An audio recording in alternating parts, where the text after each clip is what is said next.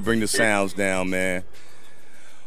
Well, ladies and gentlemen, get ready for a very special episode. Now, I know a lot of this stuff happens to you, brothers, at the last minute. You got people working in the field.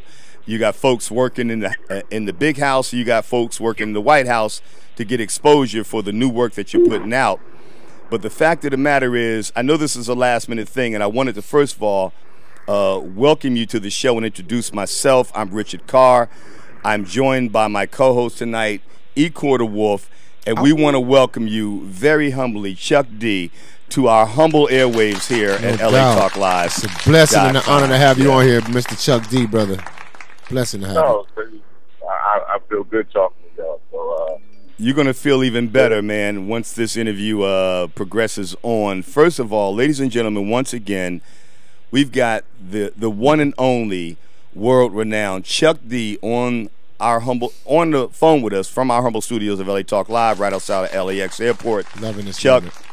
I can't thank you enough. I think it's appropriate to start this conversation at least explaining to you how this all came about. I was watching a documentary on Hulu about the Public Enemy induction into the Rock and Roll Hall of Fame 2015 at the House of Blues in L.A. Of course, being most fascinated by the cast of stars who came to support you, and also the support you showed to many other legends and pioneers in hip-hop prior to your live performance, I was just completely blown away and taken back to the 80s in my time in Philadelphia, which is where I'm from. Ikkor himself from Detroit. He will speak to his experience. Yeah, yeah. Don't get scared, homie.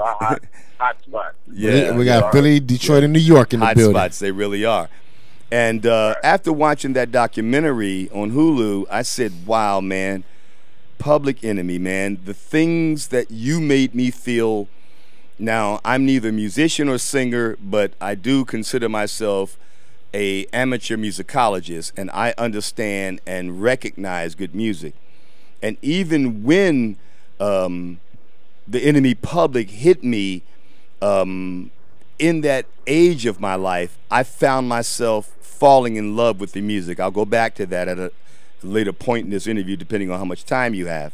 But that said, to watch the performance at the House of Blues for the Rock and Roll induction in 2015 made me reach out to y'all through the internet, and God bless it. And we're going to talk about that internet thing if you give me a little bit, give me a little time, right? And I never thought in the years, 6 years, in fact, we've been doing this at LA Talk Live, that some of the great performers, entertainers, and rap artists like yourself, I would have a chance to talk to and meet. But of all of them, when it comes to hip-hop and music, in fact, you were one brother that I really, really wanted to talk to. Believe it. Oh, thank you. I appreciate it. I'm pretty easy. Yeah, all right. It's about just connecting the dots. My email is out there, chuck@publicenemy.com, and we stepped into the intranet way back in the day when we realized we wanted to be free artists instead How far back, Chuck? Under some court plantation. How far back? Far back, we established one of the very first websites for a group, a black group and a hip-hop group, and that was publicenemy.com in 1998. And on our 1994 album, Music and Our Message, Harry Allen predicted I had to ask him. the whole existence of the transfer of music from analog to digital. So it was predicted. It's right there on the album, so it's documented. I mean, long story short, you know, we always knew from day one that we wasn't going to be that group of artists, DJs, vocalists, musicians that was going to wait for somebody to put us on a pedestal. So we made our own platform. So the 90s were no different. The millennium has been no different. And 87, well, the minute we was able to get our passports, we were out of the plantation states of the United States. Out of there.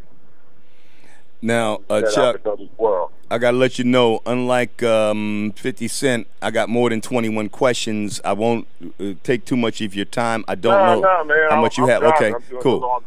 Very nice. How long you want to take? The only thing that can stop us is the road itself, and also my phone actually goes out because I'm driving between mountains.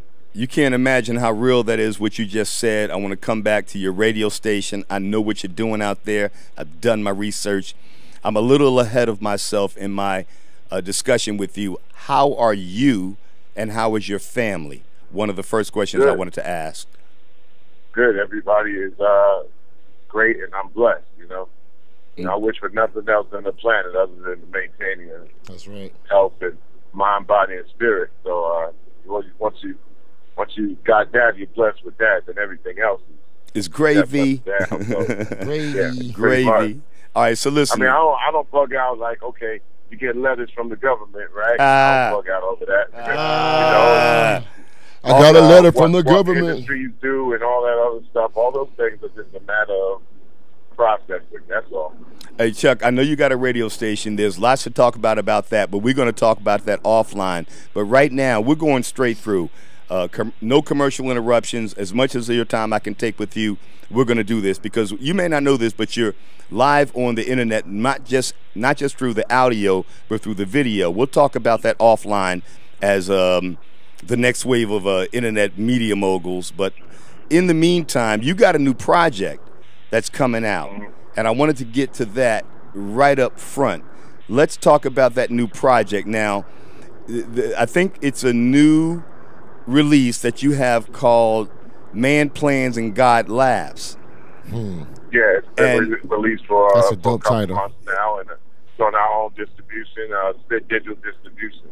We aggregate artists and labels. We try to encourage artists to have their own labels. So Public Enemy not only has its own label, but it has its own delivery platform, not only in all forms of music, but also our own radio stations. And what we try to do the rap music and hip hop and curate it, like ESPN does sports, or at least all those metal rock guys. You know, they got their infrastructure together. But we try to de-ghetto, and I mean de-ghetto in its worst way. We try to de-ghetto the infrastructure. Speak on it. Say, regardless, we gotta have a structure where the musicians and the music are rewarded for what they do, and also the people at the end of the day are rewarded for being fans. And then at the same time, you don't want to just have fans thinking that the only thing that they can do is be a consumer. You want them to be participants. You want to pay homage. You want to pay homage to those that made it possible for you. So the Rock and Roll Hall of Fame night in 2013, it was two nights that we had. One was the night before, but we was having to pay tribute as we were being paid tribute to. And Akumo D, a great friend of mine, the Treacherous Three. Oh, that was on another night. That was on another night.